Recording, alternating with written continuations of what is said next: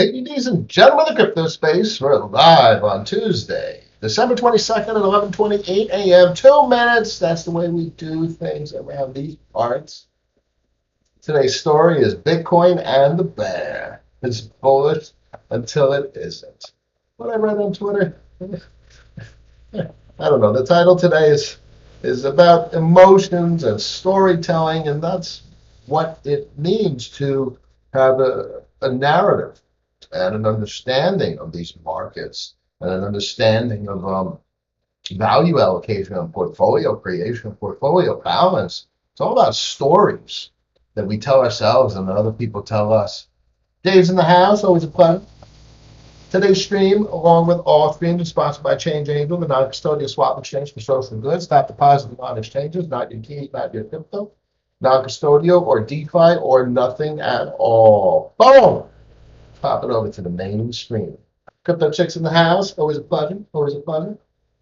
So, I guess the whole thought that I was thinking this morning, fast minute, as I'm creating the title for the stream, is emotions and the fact that we're human, and how do we approach these fancy assets that we see?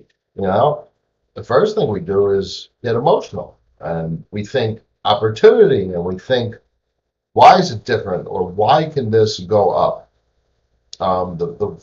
What I know is a couple of facts. The first thing never to do is when you see someone excited, you never respond, you never react, you never do anything.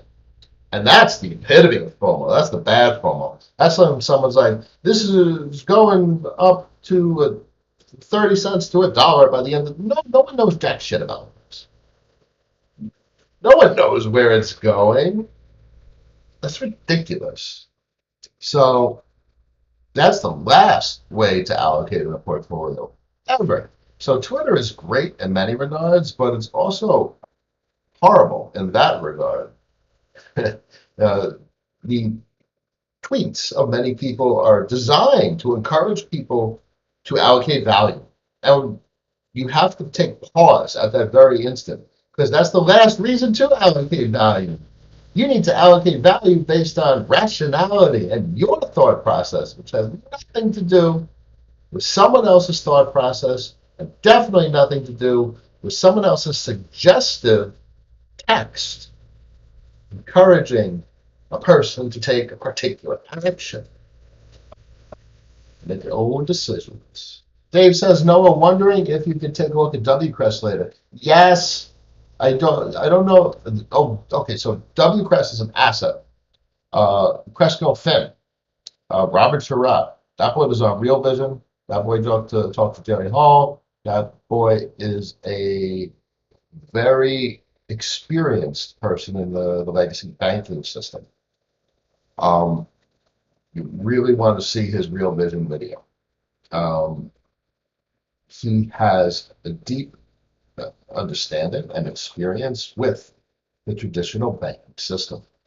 They generate yield by contracts and funding traditional business, like where someone places an order for goods.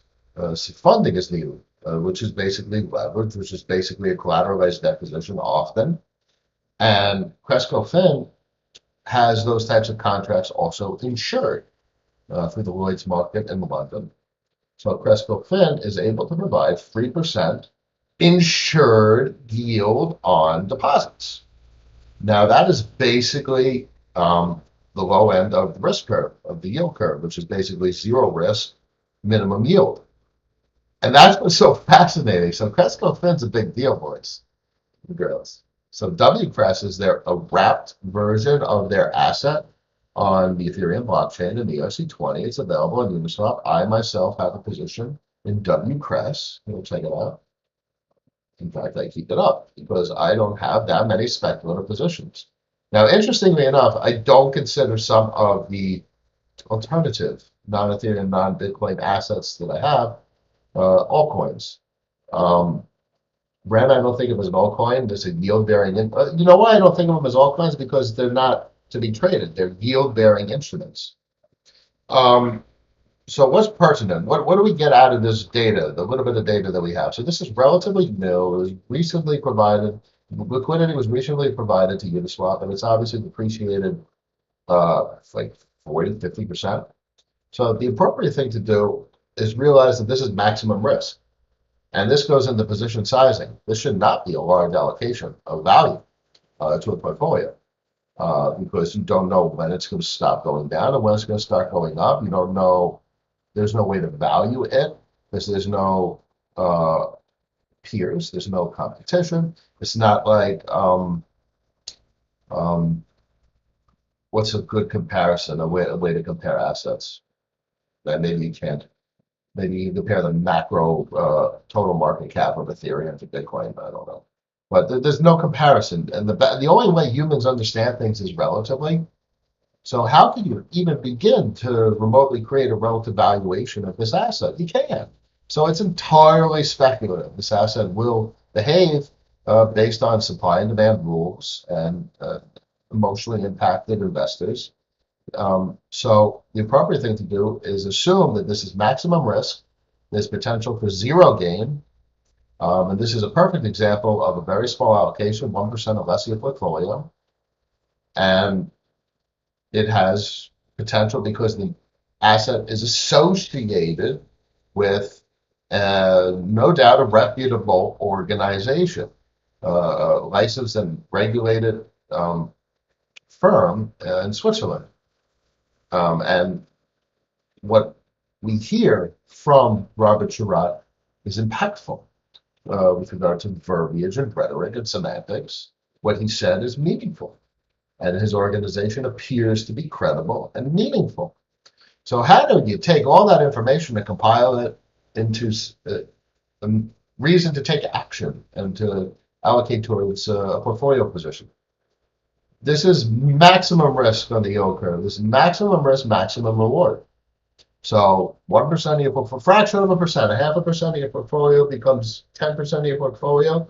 Ooh, that's a big win. Take a little bit, throw it. But listen, this thing could easily go to $2, $3, $1, or $50. Who knows? You have no idea. There's no way to know. It's the same thing with like keep or DAO type allocation, very small allocation. You have 50 of them because why? This is a nice round number. Am I taking potentially excessive risk? Yes. And that's where you come, that's where I would reevaluate the position and maybe trim a little bit. So this is about my entry price, about 77 was my entry. Did a little bit of profits when it spiked up to 220, but bear in mind, I don't know. This might be over allocated. But then the question becomes where you're going to allocate if you deleverage this position and you go into something else. So what do you do? It's complicated, and there's no one right answer for all of these choices.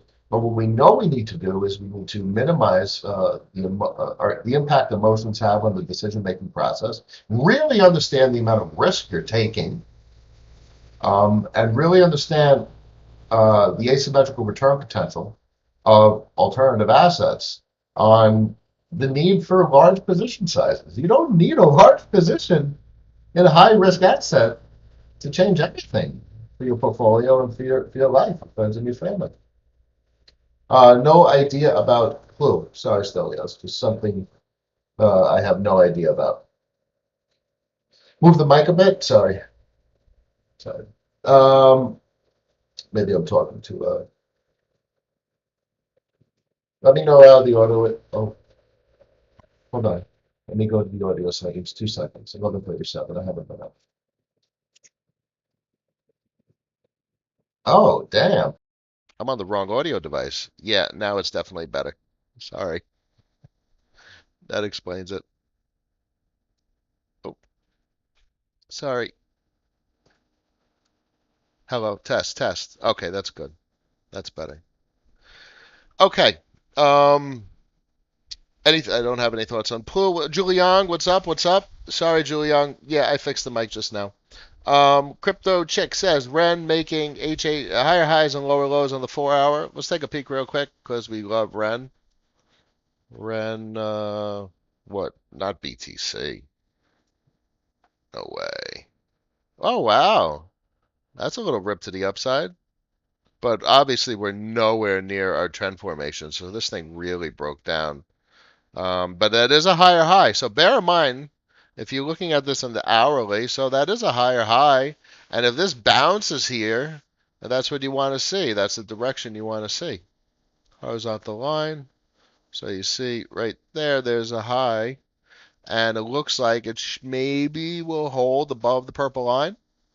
Um, so this is a very risky entry. I mean, typically you want a nice breakout and a significant retest to find a bottom, but who's bottom hunting anyway? So when I see REN, I see a yield bearing instrument. I don't see a speculative asset. I have no interest in REN with regard to the value of it. What I care about is how much yield the asset, the dark node produces. That's all I care about. That's all I care about. Reevaluate how you look at certain assets. I don't care at all about the price of REN. In fact, maybe if it goes down, that'd be better. Who knows? Digilight, I know you don't talk theta, but it's been pumping. I don't care about pumping, my friend, and I don't know anything about theta. Lunchtime with Noah. I don't like pumping. That I don't like that word. I think it's awkward and it has no business in proper portfolio management. And that's emotions. And literally the entire start of the stream is about divorcing yourself of emotions in the portfolio allocation process. They have no business there. If an asset is pumping, you should not even think about buying it. That's the last reason to buy it. Period. Other than Ren, what else do you hold that isn't BTC, but is also an alt in your mind? Yeah, no, Rook is so not in the same basket as Ren. Rook is not a yield-bearing instrument. Rook has the potential for enormous asymmetric returns, for a variety of reasons that I don't want to over go into at the moment. Um, but that W cross is a nice speculative position. Curve, everyone know, but that's a yield-bearing instrument. Synthetics has so synthetics has 30% yield. Um, I mean, I have a variety of Polkadot assets that are all inflationary that produce yield. Aave is a yield-bearing asset, albeit it doesn't produce much, but I should be able to leverage it at some point to and use it as collateral. Um, so I can actually get some decent yield, but I don't at the moment. I don't want to delegate. What I want to do is sell the stake. So it's producing 4.92%. Listen, it's producing 4.92%. Chase Bank is giving 0.0000 thousandth of a percent. This is a ridiculous interest rate. It's huge. And to top it all off, you could you it's interest on an asset called Aave. Aave has the potential for astronomical asymmetric returns in the future in 5, 10 years. This could be a critical component of infrastructure, of banking infrastructure. This could be worth $1 trillion when obviously Tesla could be valued at 3 trillion and other assets could be valued. So everything is inflating. This as the dollar depreciates. So valuations are going to become enormous. And the top of it off, you could also get 4.92%, not just holding Aave, but also holding BPTs, which are balancer pool tokens. So providing Aave and F as liquidity on balancer, you could take those liquidity LP tokens and stake them here to get an additional 4.92%. So money Legos in full effect, boys and girls. Bancor, I do a little bit. I have a little bit of Bancor in there, so that's producing. So it's $1,000, and if you go over here to the data page, you see that that's producing about 327%. Yearly, it's probably a spot rate. It'll probably adjust, and there's 48 days remaining on this rewards period. So, you know, nothing to sneeze at. It adds up. Yield is yield, and you want it to grow. Um, XRP equals SEC. So XRP is getting hit hard by some potential regulation. I had it up. XRP, BTC. So obviously Bitcoin is outperforming everything. So XRP relative to BTC is just depreciating really ferociously. Um, from a technology perspective, XRP is significant, has meaningful functionality, and I've seen great arguments for its technology, and it's used big time in the remittance business. There is large inflation due to the escrow emissions, which puts a very large inflationary pressure. And it creates a huge amount of liquidity in the space, which means there's just a huge supply. So buy side, sell side, you have big swings. It goes up, and you have people that made 100% of their money, they're going to liquidate because they have so much of it, they don't need to hold the entirety of it. They could liquidate for profits. And that's exactly what we've seen historically. You see massive rips to the upside and just slow bleeds. And this is a massive bleed, guys. If you see this spiked up to 42.55, this is over a 50% bleed. So obviously this is with the SEC coming in. So from a technology perspective, sure, there's plenty of merit. And I've said that publicly on Twitter. From an investment perspective, I don't see this as an investable asset. You can't buy something that goes up and then drops 50% in a matter of 2 weeks. November 24th, December 21st, a month in a matter of a month. You can't buy something that's down 50% that pumps 100% in 4 days, pumps 100% in 4 days and bleeds 50% in a month. No, no, no, no, no, no, no, no. You can't allocate funds to something. Fine, fine, you can, but you could. This is the speculative asset. You could allocate 1%. And now the fact that the SEC is involved, I don't know. This is something that I don't want to speculate on. I think there are other assets that are increasingly of interest to speculate on that have the potential to produce asymmetric returns. Now, bear in mind, SEC involvement doesn't guarantee any particular outcome. It just introduces complexity. Fear, uncertainty, and doubt. And who knows what's going to play out from a technology perspective. But for me and my portfolio, I don't need to know what's going to play out. If it's successful, I'm happy. But I think I could get better asymmetric returns from other assets that have different properties, because that's all you're doing. You're looking at assets, you're looking at their fundamentals, you're looking at their properties, you're looking at their risk profile. And obviously, with government getting involved, there's great risk. Obviously, with this bearish price action, there's great risk. So if you want an allocation, something that has potential, everything, any altcoin has obvious asymmetric return potential. That's the thing. So what have we said? What have we said, ladies and gentlemen? An asset with asymmetric return potential, 1% of your portfolio. So that's what I would say about XRP. This fits the qualifications of a potential asymmetric return asset, and that's part of the 1%, as Crypto Chick said the other day. Part of the 1%. That's the name of the game. What do we got? What do we got? Pellet says F Bitcoin bottomed. I don't know. Probably want to look at the BTC.D Bitcoin dominance chart. Oh yeah, that's a nice little rip to the upside, but we're definitely not in higher high territory. Here, check this out. Look at that line. Do you see that? Does everyone see that? Damn, damn. Look at that. Look at that massive rip to the. So bear in mind, look, we are complaining about XRP ripping to the upside and bleeding out. Look at what Ethereum did relative to Bitcoin. But you see, this is also the problem. Everything's bleeding out relative to Bitcoin because Bitcoin has been just the bull. So it's obviously been a little bit horizontal here, but clearly Bitcoin has outperformed everything. If you're looking at a chart versus Bitcoin, everything is going to look horribly down. And that introduces another complexity, because how do you denominate gains? How do you denominate the value you have? Is it dollar denominated or Bitcoin denominated? A lot of complicated thoughts in managing a portfolio. um, What I miss? Interesting says picking up from yesterday Binance, and you said, does anyone use that anymore? I assume you're buying directly from the source and just use the hard wallet and store potential gains in crypto. If you want to buy crypto assets, you use Change Angel, or you use 1inch, or you use Uniswap. Frankly, just use 1inch Exchange because 1inch Exchange or Maka, for you folks on the stream, use DEX aggregators. So and this will load matcha.xyz.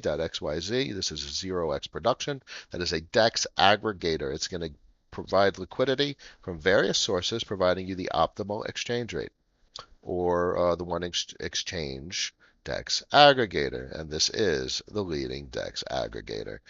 Absolutely impressive what these boys are doing. And they haven't released their 1inch token yet for their DAO. These boys are going to get funding. This is going to be a business. These are smart boys, and they've created something that's going to be long lasting. This is going to be big business in the next decade. Huge. Yeah. So there's absolutely zero reason to use Binance. You're not trading. What do you want an order book for? Are you buying and selling? Buying and selling? No one's buying and selling. Anyone who's listening to me is an investor, and they're talking about portfolio management, value allocation, value storage. So here's your trade. I have this. Here's your trade. I have this, I want this. I have this, I want this. That's all it is. This is a swap. This is the evolution of barter, as we've talked about historically. So this is the only thing ever that's necessary, other than you could get, there's other assets on Change Angel, and you know, that's a great place to go. Well, thus why they sponsor me, and I agreed to that because they're a great service. You feel dirty now that you use the word pumping, did you? Like, my man, it is dirty. It's dirty. You don't get emotional about this stuff. Too many people treat this crypto as like a casino or like a kid's video game. These are real assets that are going to change the world, that have these incredible properties, these disruptive properties that make the banking system look just like dust and bones, like a fax machine. Like, really? That's what people are using? And then you realize, then you get political about it because you're like, look at what they're doing in politics and how old it is, and then you realize that everyone, the general public, just accepts these old systems, this old way of doing things, and then you realize just how antiquated and deprecated the entire system is. I mean, look at this technology, and we anyway. So it's just a lot to think about. Do you still feel? Can I explain how SNX works? Yes, my pleasure. There's no rebalancing for SNX. Let me just get DigiLite for a sec. Do I still feel comfortable using Ledger? Yes. Oh, the Noah DigiBuy wallet, my man. It's a beautiful wallet. It's old, but it's beautiful. It's still fine.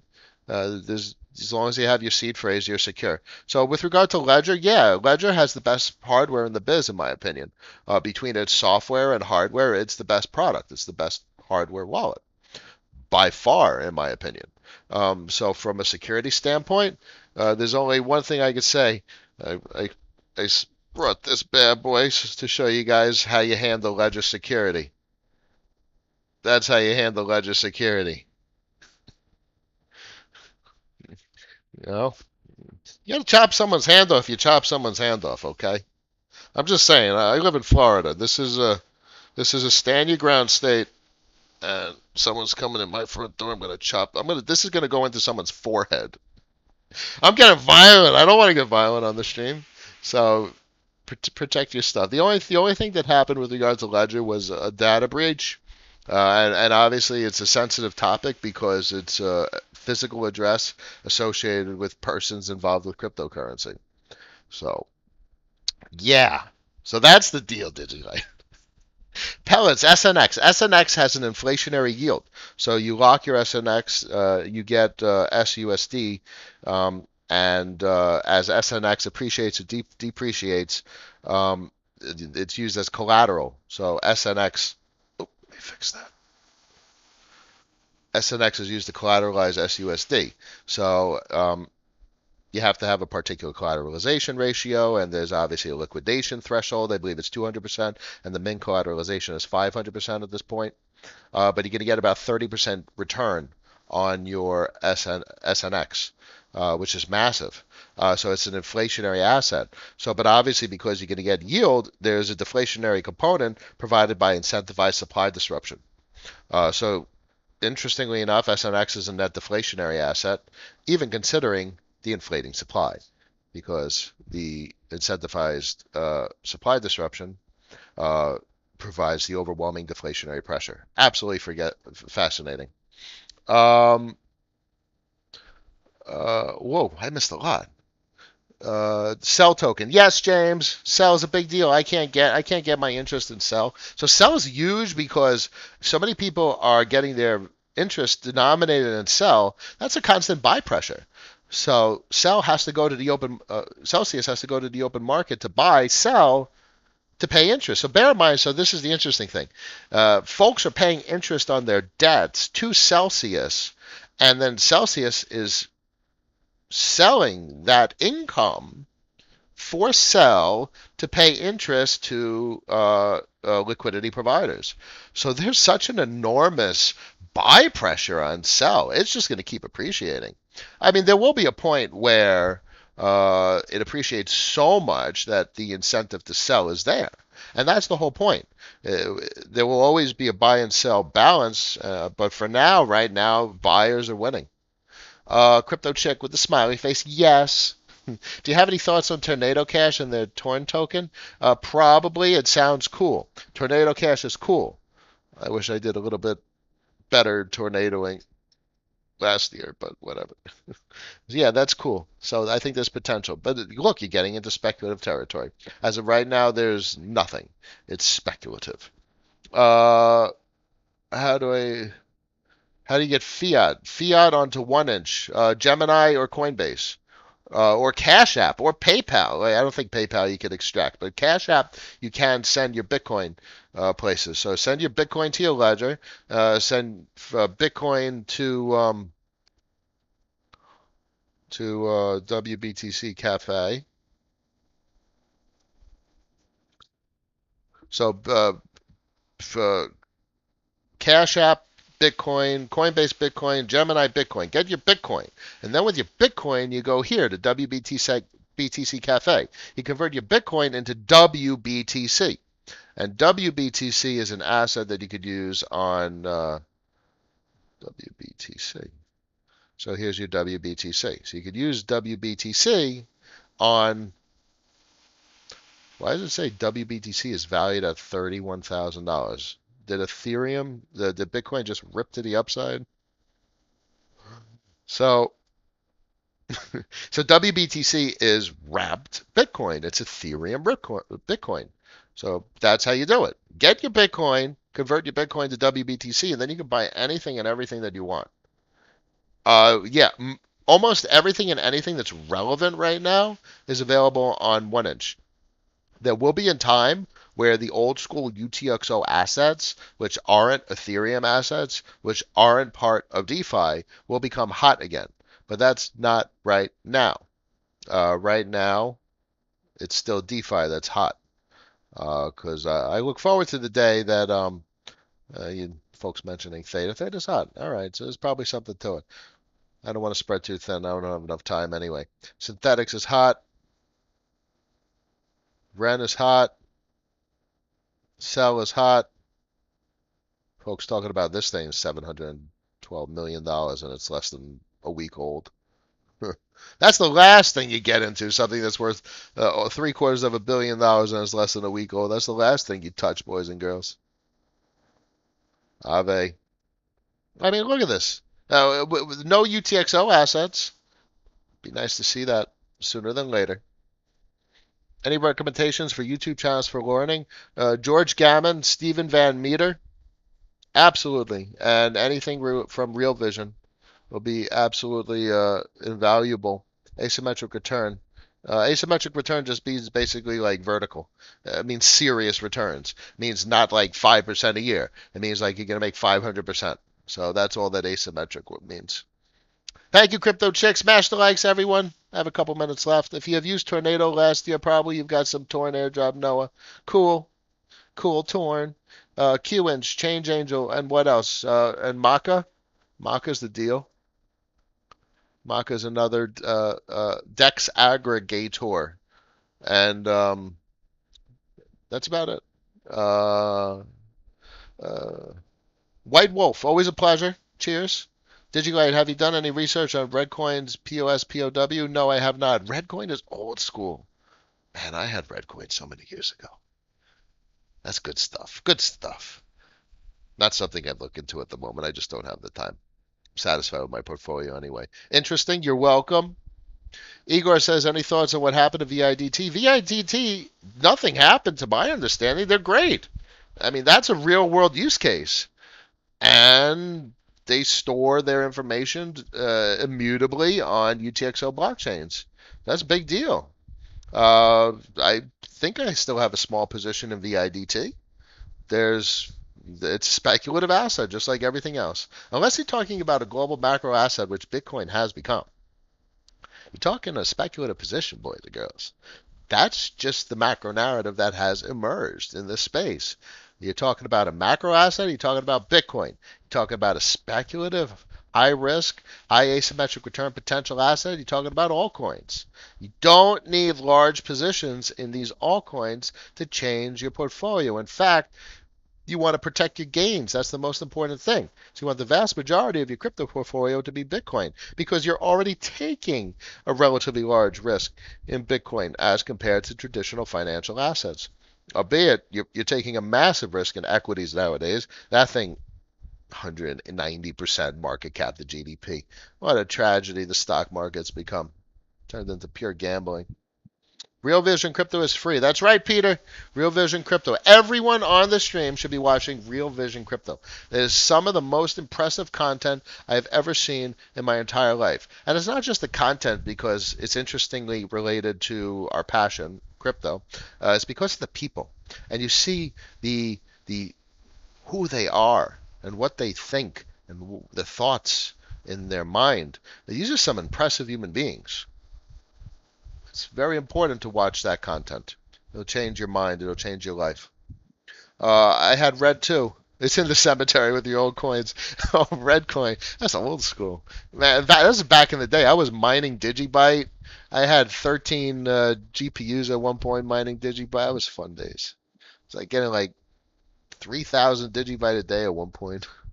Pellis, 50% Bitcoin, 30% Ethereum, 20% alts. Yeah, it sounds nice. That's a nice balance. So that's balanced. People say like 60-40, the old school 60-40 bond equity portfolio. I like that balance. I'm more Bitcoin than Ethereum. In fact, I don't have much Ethereum.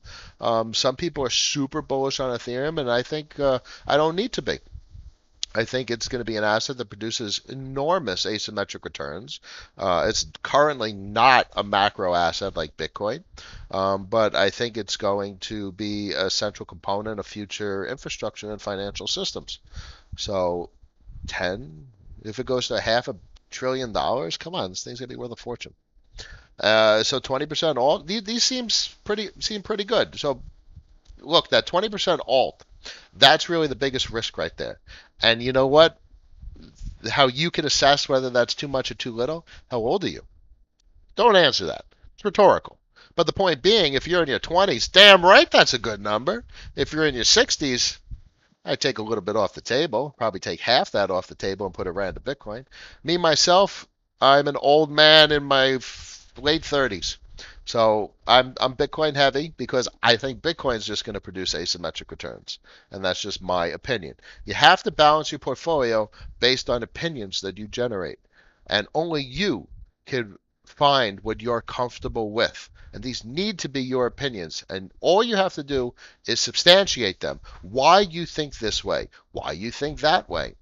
And stick by them. Conviction. That's all that it takes to have a portfolio, craft a portfolio, and build a future. Something changed on VIDT on October 4th. So maybe they created a new contract or something. No, I don't know off the top of my head. Crypto check. Raul Pal is amazing. Let me fix that real quick. Raul Pal is amazing. He's incredible. This tribal bullshit. Look, I talk about XRP, I talk about Cardano, I talk about risk analysis and appropriate position sizing and investigating fundamentals. Fundamentals tell you what to look at, and the technicals, the charts, tell you when to look at it. He's incredible. He's not tribal, and that's the way to be. Don't be tribal, boys and girls. 80 Bitcoin, 10 Ethereum, 5 stablecoin.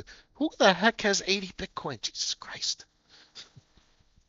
My man, you in your 20s, yeah, in your 30s, you're going to be sitting on a beach with a lot of margaritas, my friend. Always late rewind. Good evening. My man Stoff's in the house. Always a pleasure. It'll always be here to be rewound, and there'll always be another episode tomorrow. The best things is to hear and read multiple sources and making the correct decisions is a matter of time. Here's the thing. There's no such thing as a correct decision. All there is better or worse decisions. And better or worse decisions are only known after the fact, after the future plays out. So all you can do is make decisions. Not correct decisions, not incorrect decisions, but decisions that you hope will play out better than worse. So the only way to make decisions like that is to be as informed as possible, listen to the smartest people in the room, and be prepared to understand what is likely to play out. So listen to Stephen Van Meter, listen to Raul, listen to Lynn Alden, watch George Gammon, watch the Real Vision crypto stuff and the other stuff if you have a subscription, and be as informed as possible. And then come on my stream and ask me questions. I'm not them. I'm not those boys. But it's kind of like I'm a DEX aggregator. I'm the 1 inch of the crypto space of the macro financial YouTube crypto chat space. I'm like an aggregator of all the ideas of those incredible minds that I rambled off. Stelios, you're talking in percent, not 80 Bitcoin. 80% Bitcoin, 10% Ethereum, 5% stablecoins. Stablecoins. Ugh, stablecoins. Ew.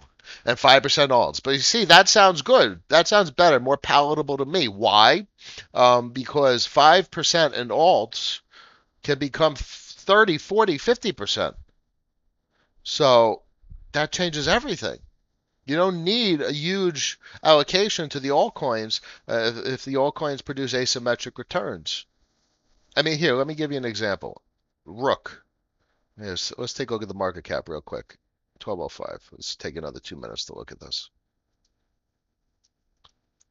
Oop. Rook. Oop. Boop. So Rook is a diluting asset. There's still emissions. There's a max supply of 1 million, a current circulating supply of 241, a current market cap of $19 million. Notice that the market cap has actually gone up, but the asset prices stay the same because the circulating supply has basically doubled. So it's being diluted. So 19 million, if you're talking about like unicorns in the crypto space, it could easily be worth $1 billion. So you're talking about a 50x. That's a 50. That's 10x would be 200, and then another 5 for the bill. So 50x on your money. Relative to the fully diluted market cap, this could easily pull a 10x. It would be $800 million. 10x would be $200 million at the current circulating supply. 10x would be $800 million at the fully diluted valuation, which is considering the maximum supply. So what do you got there? You're probably going to be somewhere between a 10x and a 50x if this thing produces asymmetric returns. So that's your bet. That's a heck of a bet. If you're going to produce 10 to 50x, in the case it's a big winner, less than 1% of your portfolio. If you got 100 grand, throw in $1,000. Whoopie-doo, $1,000 goes to zero, it's 1%. I mean, $1,000 is $1,000, but the point being, if $1,000 turns into 10 grand or 50 grand, whoa, it's massive. All right, Crypto Chick, I'm the aggregator. Thank you. I appreciate the support. I really do. Stelios, my man, dip buying, stablecoins. Yeah, I don't know. It's complicated. All I know is accumulate risk-off assets, accumulate yield-bearing assets, accumulate hard assets that preserve wealth that have limited or fixed supply. and protect your gains. Take less risk rather than more. Make rational decisions. Don't FOMO. No mo FOMO. I love that hashtag. That's so good. Everyone, 12:08 p.m. on a Tuesday, December 22nd. I thank everyone for listening to my daily psychology session. Always appreciate it. Smack those thumbs up buttons. Tell everyone to subscribe. I wish everyone a wonderful day, and I'll see you all tomorrow. Peace.